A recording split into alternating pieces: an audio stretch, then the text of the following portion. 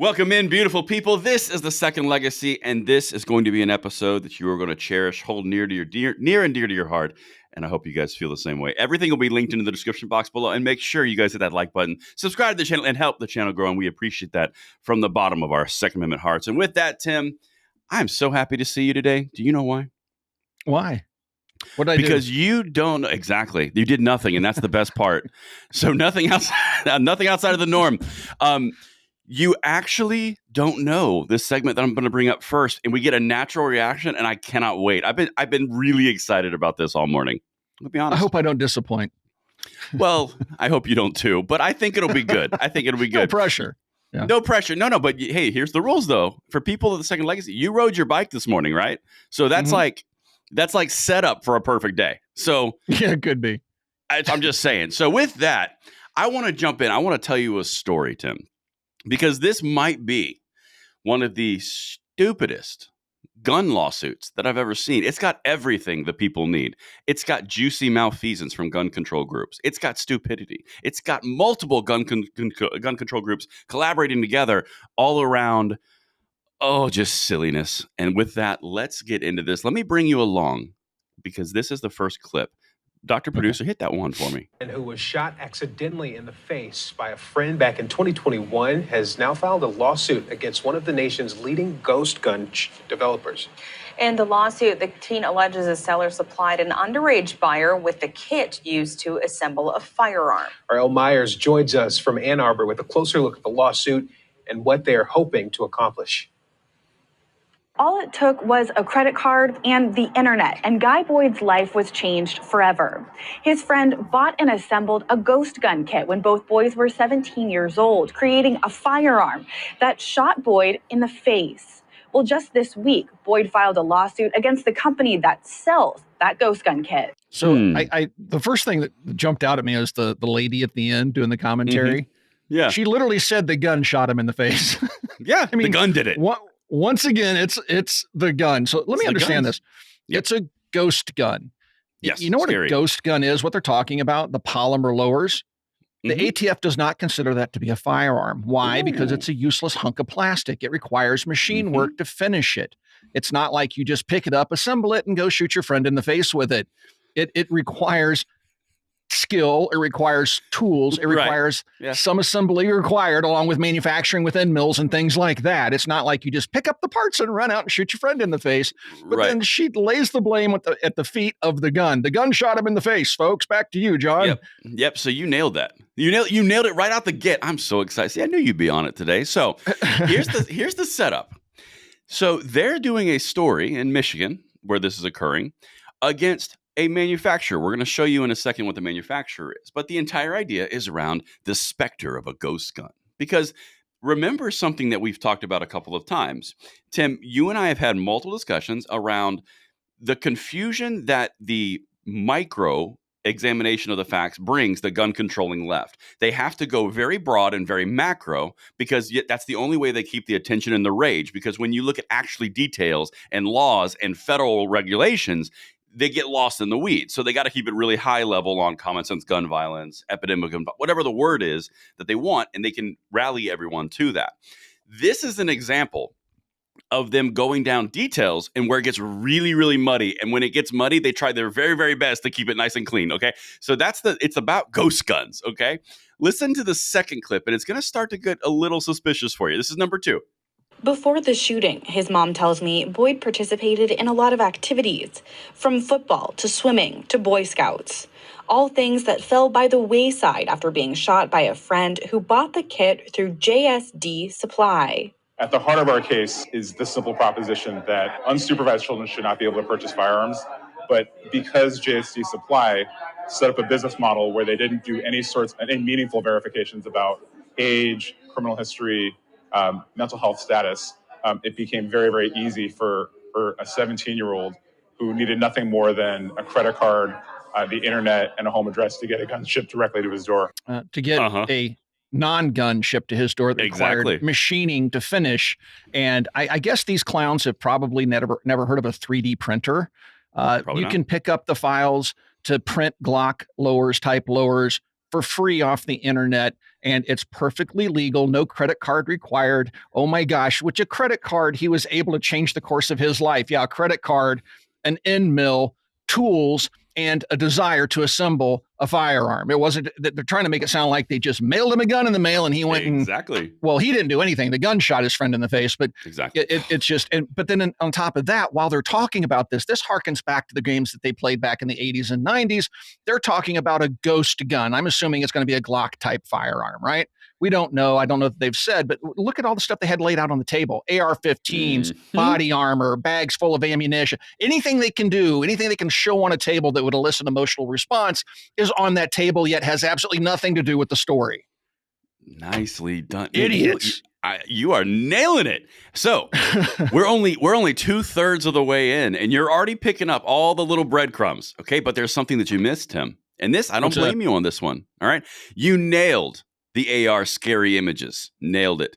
You nailed the credit card and ordering a non-gun, which is federally defined as not a gun, which is why they're able to ship them anywhere because they don't require a federal firearms license to transfer because they're not guns. You also nailed the criminal intent of assembling that firearm when you're underage. But you know what? And I don't blame you. I don't blame you, Tim, because you were listening to the stupid. Dr. Producer, can you throw number 10 up for me? And I just want to show you a little snippet here real quick of the title of the guy who's leading the lawsuit, that guy in the suit. Senior Director of Litigation Strategy and Trials, Everytown Law. Everytown Law. Oops. So here we go. Wow. Well, they've globbed on this one very quickly. It's weird, How isn't interesting. it? Hey, what about this? With a credit card, he could have bought 3D printer filament and it could have changed his life. Exactly. I mean, this is so ridiculous. They're talking about literally a hunk of plastic and Yes, they're calling it a gun and saying that the gun shot this kid in the face and now Everytown's involved so they can just sue everybody into oblivion. They're going to go after another 80% company, which seems to be in vogue these days. Well, do you find it fascinating that if I were to tell you JSD Supply just happens to be the same group that New Jersey sued under their ghost gun stuff, and they settled about a week and a half ago?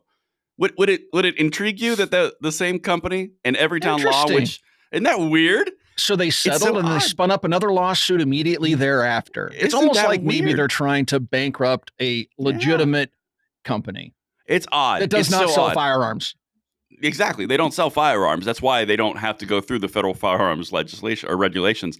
The other interesting part about this, and someone brought this up on my channel, 17-year-olds can't have credit cards. I didn't know that. Well, not in their own names. They're not legal adults. They're not legally binding adults. It has to be in a parent's name then? Right. Because credit cards. My kids aren't old enough to have credit cards, so I wouldn't know. I've never even attempted. I don't think a lot of people should have credit cards. I think credit cards are terrible ideas for a lot of people. But yeah, you have to be an adult to have a credit card. Wait a minute. So if you have to be an adult to have a credit card, a 17-year-old got a credit card, ordered a 80% lower or a ghost gun, piece of plastic, they would call it, a piece of plastic. It ships to a door because there's no federal firearms regulations. This is what I'm talking about. Everytown Law jumped in here and is trying to make the case that JSD Supply didn't do a background check and didn't do criminal history, didn't do mental history, which is not their requirement or their obligation, and then shipped a gun to a door of a 17-year-old minor. What? Yeah. Is this starting to feel a little weird? And then they assembled it, and then they owned a gun they can't legally have, and then it went off, and that's the company's fault. That's the company's fault. Well, it's the gun's fault. So they should sue the gun because they clearly said the gun did it. So let's just go ahead and sue the gun and just get it over with. Can I jump out of order real quick and show you a fun? Can I show you a fun little nougat to the story that for some reason, I don't know why, but they didn't bring it up? Well, this is an article around the same story from the AP. This one, let's see here. Here we go. This is number 8, Doctor. Boyd, who is the kid who was shot accidentally, and the teen who had shot him accidentally, had been best friends for more than 10 years and were drinking alcohol or smoking marijuana with 2 other friends in late May when the gun was pointed at Boyd and the trigger was pulled. Yep, absolutely. Let's still bring that up, right? It's the gun. Here we have drugs and alcohol involved, but yet it's the gun. It would have been the car if they had jumped in a car and and smashed his buddy's face against the dash when he hit a telephone pole. Would it be the car we would sue or the car company we would sue? Of course it would be. Of course. How about the tire manufacturer, the engine manufacturer? Let's just go after everybody. Just go down the list of every manufacturer. Anything to do with the manufacturing of that car and just sue them all.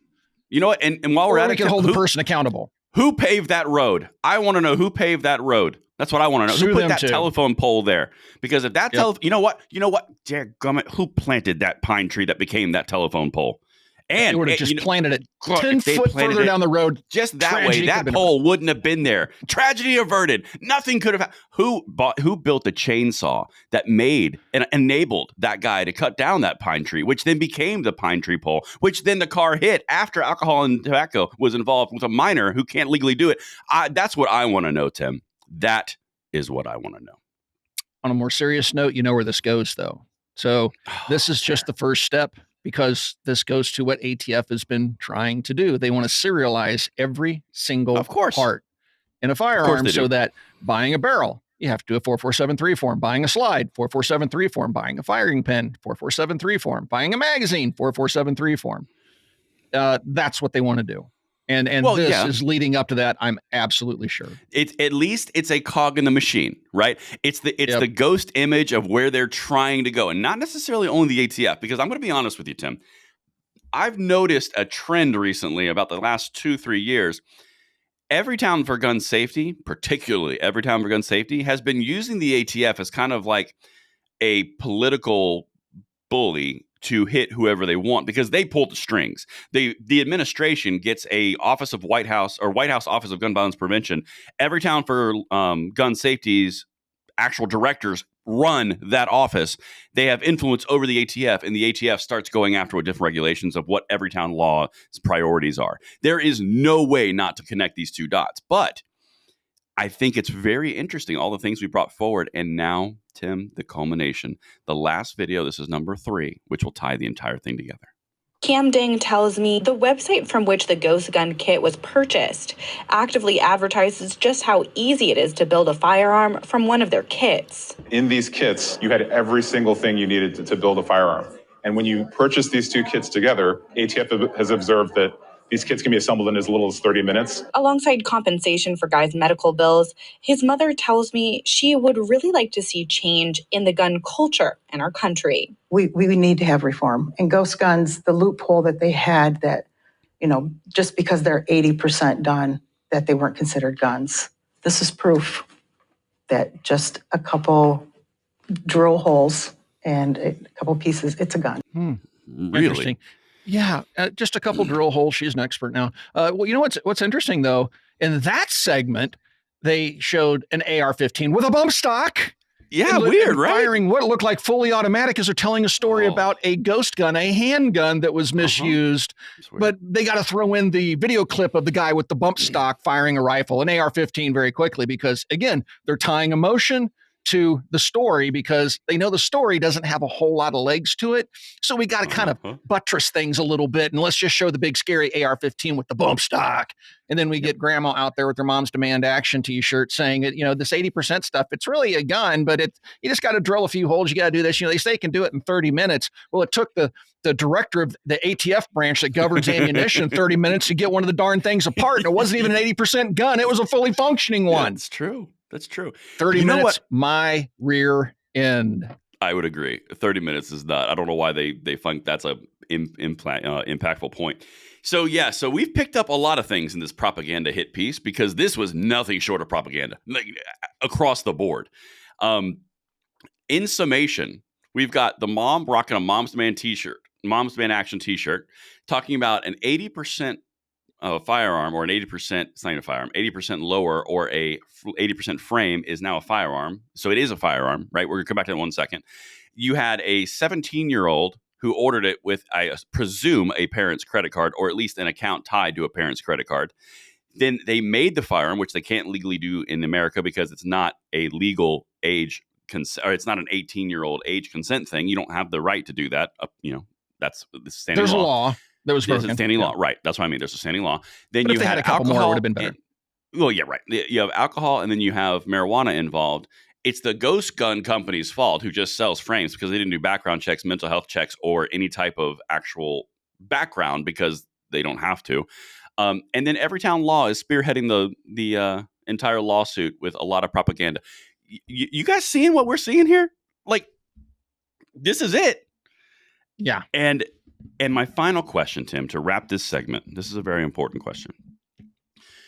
80% lowers. You heard from the mother, the Mom's Man Action. So she's wearing her t-shirt, so she's got to be an expert. You heard that she said, it's a gun. It's 80% and it's not finished. Well, it's a gun because you drill a couple holes. So my question to you, Tim, is at what point does something become something that it is not? For example, if it's just a hunk of metal, like it's a billet, right? Just an actual piece of metal, is that a 0% gun? And does it become a gun because it requires milling and CNCing? Or is it when it's 50% and it requires X amount of drill holes? The point that and this is what I really want to drive home on this, because this is the level of stupid. Again, going back to that micro example I was talking about. They're trying to split hairs and saying, well, 80%, that's a gun because you complete it to 100%. Okay, let's turn that around. When is it a hunk of metal and when is it a gun? Is it 75%? Is it 70%? At what point does something not become what you think it is? You do know that 80% means nothing, right? That was a marketing thing that somebody made up years ago. It's 100% marketing. Yeah, there's no such thing as 80% anything. The ATF either looks at something, goes, this is a gun or this is not. Correct. The 80% lower thing was some marketing guy came up with it and said it's 80% complete, and all you have to do is do these final machining 20% steps. more, right?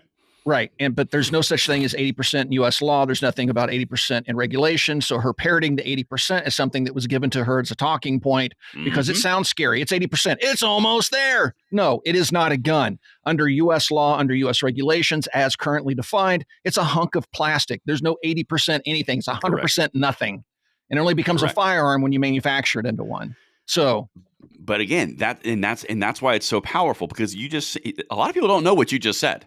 80% does not mean 80% out of 100 completion. It means literally just marketing. It means nothing, right? So it's not an actual firearm. So they've got to figure out a way to make it still scary, but also keep it away from the details, right? Ask them the simple question of, when is it okay to sell something as not a firearm?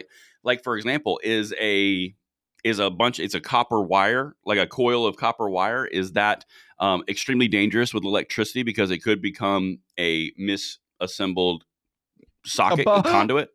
Yeah. Right. Like at what point is it oh my gosh, you assembled this XYZ? Well, everything is made of components. And this is the thing that's like, when is a TV? Like I'm looking at a TV display right here. When is it a display that can show bad things? When they put the glass on it, or when you have the components in it, or when the power is added? Like, the level of stupid, when you break that down, is too high to even refute. So they've got to keep it going really, really, really scary. That's why you saw all the ARs. That's why you saw every town's propaganda, Mom's Man Action t-shirts. I just thought that this was a silly example, but a great propaganda example. Yes, and this is what they typically do. I wish I could get a video clip, a montage of all the news article or news stories that have been run on television talking about gun banning a handgun. Meanwhile, he shows some guy in the background firing an AK-47 into the dirt, fully automatic. Has nothing to do with the story, but boy, it sure gives that visual of them shooting watermelons and milk jugs full of water, with a machine gun, while they're talking about the 22 single shot pistol that was used in, a gang violence crime. It's typical of what they do. Exactly. So this just in: a 1931 Derringer was used to harm someone. Cue the rolling footage of the artillery. Yes. Here's a 155 howitzer. Boom. Yeah, it's like, here's a military barrage. It's never ending. It's the same bag of tricks. It is, but it's our duty and our obligation to bring it forward and let the public see for what it is, Tim. And you know what? I have a special announcement. I'm very excited. We have an upgrade to deal with and announce and tell the people of Second Legacy, because the Goofy Gun Grabbers of this morning was peak Goofy Gun Grabbers. It deserves its own segment, and Tim is going to tear this asunder. We have receipts. It is going to be glorious. Tim, take the wheel. Don't let me down. It's going to be amazing. All right. So our friend Davey, not Davey Hogg, the other Davey, that runs K-12 Shooting Database. Boy, is he just a constant source of comedy, levity, and absolute stupidity and lies. But he made a post that I found interesting. And so if we throw up number 11, Doc, it says 2 months after a planned attack at Perry High School in rural Iowa, town's largest employer is leaving.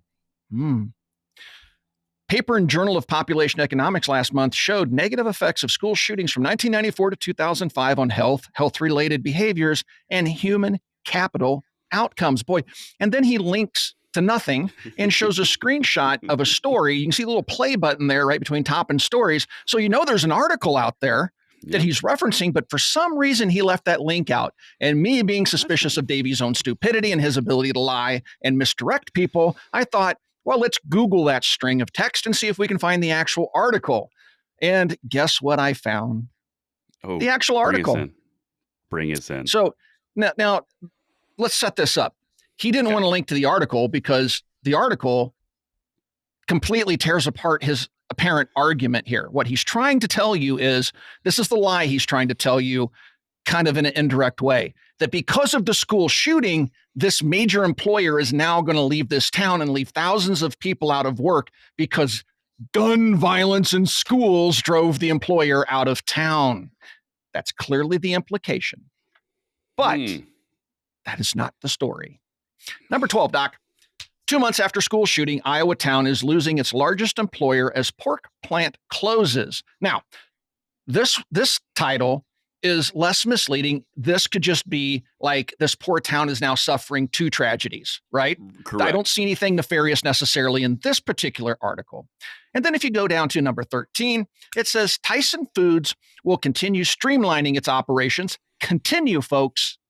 This isn't new. They've been streamlining, i.e. closing plants. They will continue streamlining its operations by closing a pork plant in Iowa that employs 1,200 people and eliminating the largest employer in the town of Perry. The plant closure will be the second major blow to the town this year, to my point to the article. They're not saying that because of the shooting they're leaving. They're saying this is the second blow to this town. The second blow to the town this year coming just 2 months after the 17-year-old student opened fire at school. And I don't need to go into the rest of it. So here we have the actual article talking about what's actually happening. Tyson's just closing plants, thanks to Bidenomics and other factors. But Davy wants you to believe that they're closing shop because of a school shooting. And this is the, what did he say? This is the human capital outcome of the shooting in Perry. This is the dishonesty that this man just perpetuates every single day. He is a dirty, filthy, low-down liar. And he does these things. And this obviously, this will also point to the fact that he skews his data.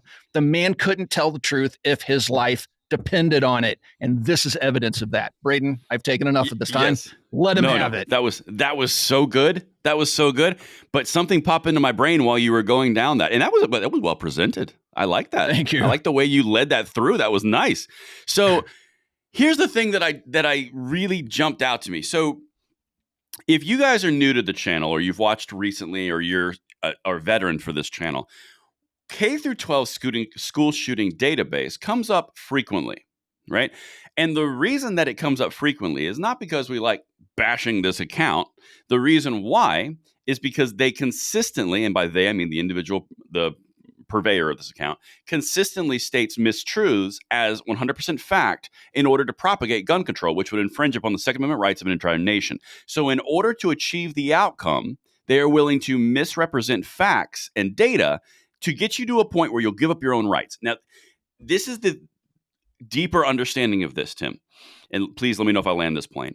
It's not just K-12 school shooting database that does this.